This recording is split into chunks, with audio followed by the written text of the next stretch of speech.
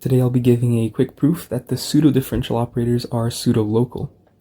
And the only thing I'll be assuming is that you know what pseudodifferential operators are, and satisfy that definition of being an integral, an oscillatory integral, with amplitudes that satisfy some bound of their derivatives.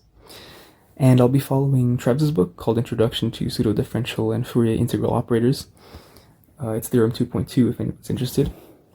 And I'll be doing this in 3 steps. So first I'll give some definitions, then a few lemmas, and then we'll get straight into the proof of the main theorem. Pseudodifferential operators are pseudolocal. So first, a few definitions. So what does it mean to be pseudolocal? Well, it only means that the pseudodifferential operator, or that the operator in general, satisfies this property, that the singular support of Ku does not increase the singular support. K doesn't increase the singular support of U. So what this means in practice is that Ku does not give you any extra singularities, where U is a distribution of compact support. So now the second thing that I want to talk about is the Schwarz-Kernels theorem that we use quite a bit. And it says that you can actually associate to every linear continuous operator, from the test functions to the distributions, you can associate a unique distribution kernel, k of xy. So this notation is pretty confusing. This is an operator, and this is its distribution kernel. They're both, we use k as the notation for both of them, but this is k of xy. And so this is a distribution on omega times omega. So on a larger space of test functions, at least a larger domain. And so the way we represent the operator through the distribution kernel is with this representation here. And this is in physicist notation, where the integral actually represents the duality bracket. So this actually rigorously means this down here. Okay, so the next definition is on the regularity of these operators K, these continuous linear operators. And so an operator is separately regular if its distribution kernel is smooth in x and in y separately, right? Smooth in x and also smooth in y. And this is actually the same thing as saying that it is a map from the test functions to just the smooth functions, and that it extends as a continuous linear map also. Anytime I say map, it's continuous and linear. It extends from to a map from the distributions of compact support to the distributions. Okay, so now an operator of this kind is very regular if it is separately regular and the distribution kernel is C infinity off of the diagonal of omega times omega. Okay, and it is regularizing, say it's regularizing if the distribution kernel is C infinity everywhere.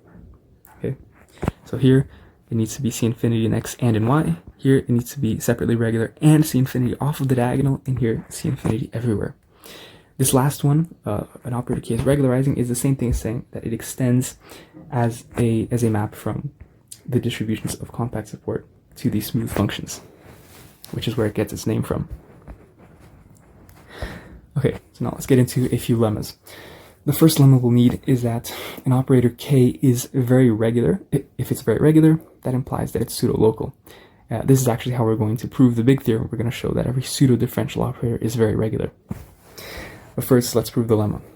So to prove this lemma, we will take just an open set U inside omega, and an open set V inside of U, such that the closure of V is a compact set inside U. Okay, so now we also define a cutoff function phi. It's a test function, such that its support is contained in U, and it's identically 1 in a neighborhood of the closure of V, right? Neighborhood of the closure of V. This is important. Okay, so now we assume that U is a smooth function, in big U, and we want to show that K of U is a smooth function in big V. And this is the same thing as showing pseudolocality, right? We show that if U is smooth somewhere, then so is K of U, even if it's in a smaller neighborhood.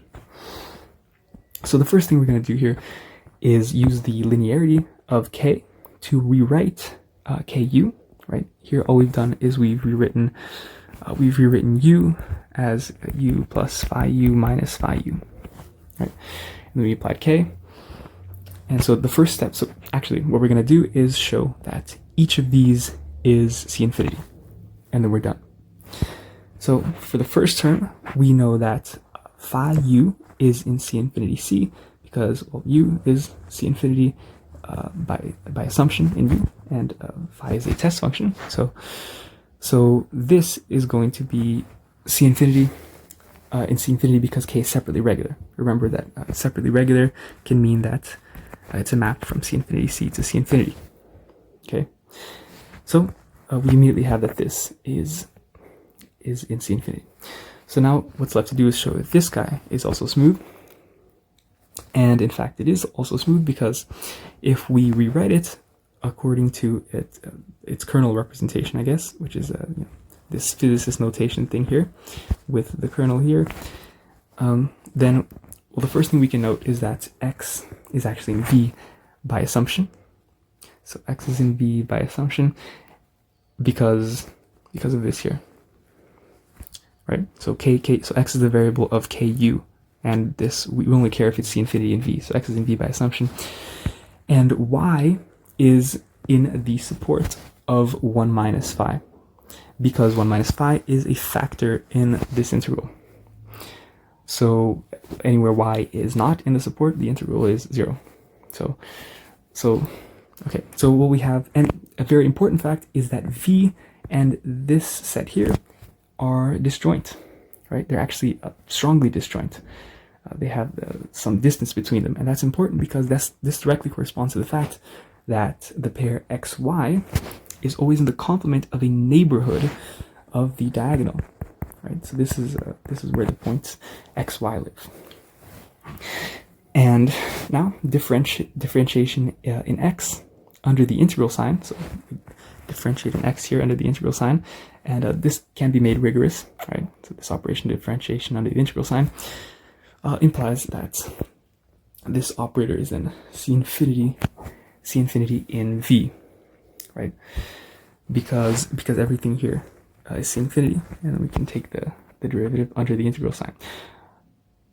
So I haven't written this down here. You may be asking where we're using the hypothesis that big K is very regular, right? So we've used separately regular here, and we also had to use that, right? To get separately regular, we have to use that K is C infinity in off of the diagonal, and we've used it here, right? We've used it by saying that the integral, we're taking this integral in the points x, y that are clearly off the diagonal, and so this guy is going to be C infinity. And so that's why we can take the derivative under the integral sign to show that this guy is C infinity. Okay, so that concludes the proof of this first lemma. So these are our other two lemmas, which I'll call actually corollaries of this theorem. So this, I won't prove this theorem. This is actually a pretty big theorem, has a pretty big proof.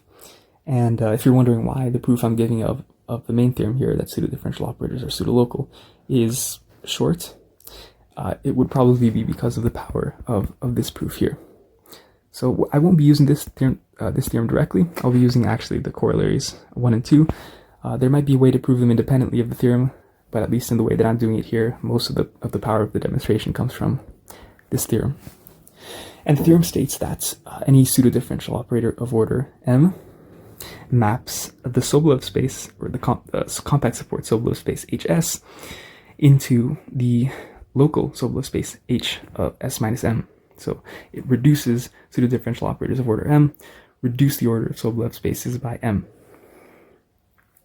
And two actually immediate corollaries of this are that the pseudodifferential operators are separately regular. So every pseudodifferential operator maps the test functions to the smooth functions and distributions of compact support to the distributions. So that means that every pseudodifferential operator is separately regular. And the second corollary is that regularizing operators, so not pseudodifferential regularizing operators, but any regularizing operator is actually a pseudodifferential operator of order minus infinity and vice versa. And both of these actually follow from this theorem here, and these four set theoretical equalities, which essentially state that the intersection of Sobolev spaces give smooth functions, and the union of Sobolev spaces give distributions. So finally, we prove our main theorem. The main theorem being that pseudodifferential operators are pseudolocal. So corollary 1, right? Corollary 1. So this guy here says that pseudodifferential operators are already separately regular, right? So corollary 1 says that pseudodifferential operators are already separately regular. So by lemma 1, remember, said that very regular operators are pseudolocal. So we only need to show that the pseudodifferential operator A has an associated kernel that's C infinity off the diagonal, because we already know it's separately regular. So if it's C infinity off the diagonal, it's very regular, and by lemma 1, it must be pseudolocal. So we transformed the problem once here, right? So this is a step where we transform the problem once to showing that this is C infinity off the diagonal. And now we're going to transform it again by saying that showing that this is C infinity off the diagonal is actually the same thing as showing that this new distribution kernel is C infinity. Not C infinity off the diagonal, but C infinity. For any GH test functions with disjoint supports. Right? So the proof that this is the same as showing this is pretty easy, and I won't do it here. Right? So now we transform the problem again. This is what we're trying to solve. This distribution kernel here is C infinity. And remember that this is actually the same thing as showing that its associated operator, which will be this guy here, is regularizing. So in fact, that's what we'll be showing. We'll be showing that this guy is regularizing, or if you prefer, that that this is C infinity. So first, let me just give a few definitions here, establish some notation. That little a is in the amplitude class Sm, so it's an amplitude of a of order m, and a hash is this guy here, defined like this, and it's also in the amplitude class Sm. Okay, so then for any u smooth function, you may be asking, why smooth function, not smooth function of compact support, right? This is a pseudo-differential operator after all. Well, I say it won't matter because you take a smooth function, you're gonna apply these two test functions anyway, right? With compact support with respect to the variables x and then of y. So this guy is going to end up being of compact support after we multiply by these two guys in the integrand anyway. So you take any smooth test function. This is just a detail, and we now write the operator that we're interested in pseudo-differential operator form. So this is an integral. Here we have its amplitude. Okay. Remember, we want to show that this guy is regularizing. So the first thing we do is multiply by 1. We multiply and divide by x minus y to the 2k. So this is our first step. The second step is using the properties of the special properties of this oscillatory term here to transform the spatial variables into frequency variables. So that polynomials in x and y actually turn into derivatives in xi by the power of this exponential, right? Because if you take derivatives with respect to xi, these guys fall out, right? So we've transformed the polynomial in x and y into this Laplacian with respect to xi applied k times on this term. So the problem is we don't want this on this term. We want this Laplacian to actually apply on this term here. And we can do that just applying the product rule, I believe 2k times. Just keep applying the product rule until you get this, right? So we transfer the location of where this operator acts. So now we have this Laplacian acting here. And we can stop here. This essentially finishes the proof because this implies that our operator GAH is of order less than m minus 2k. Why? Because it was of order m before, right? We know that this amplitude is of degree m, but we've rewritten it as this amplitude.